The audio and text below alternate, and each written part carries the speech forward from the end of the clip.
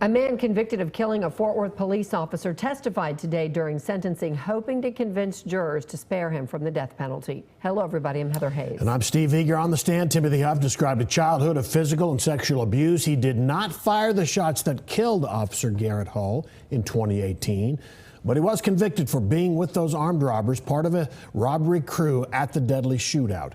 Fox 4's DIONNE ANGLIN live with details from the courthouse. DIONNE.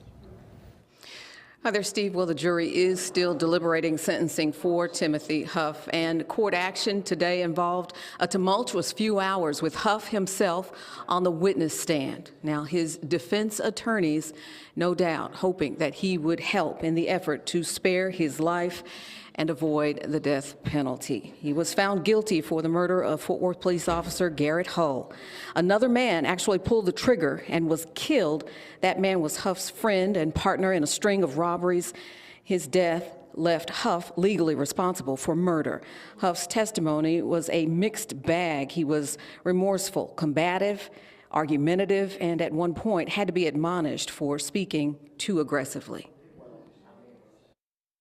And I just hope that the family can forgive which parts I played in for even being there, period. But they want to talk about manipulation. They know most people don't know about the law. Now, you want to talk about what the manipulation is to them? This man right here allowed me to have all the jurors' information, their names, their addresses, and their social security number.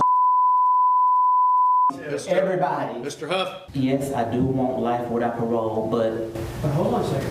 Why? Why should you not be put to death? because I'm not the type of person that they may be saying to be. I'm just not. I really have a good heart. I mean, I've made some bad mistakes. Now, Timothy Huff also talked about swallowing a razor blade before this trial started. He says he did that because he did not want to go to trial with his current defense attorney. Before he testified, he asked the judge if he could fire his attorney. That request was denied. And once again, the jury's still deliberating. They have been deliberating since 4 o'clock this afternoon. The attorneys, the judge, and court staff all still here.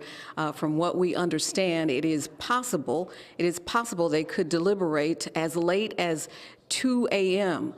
We don't know if that will be the case, but that is what we've been told. If they do not reach some conclusion, they will most likely be overnighted at a hotel and begin again tomorrow morning.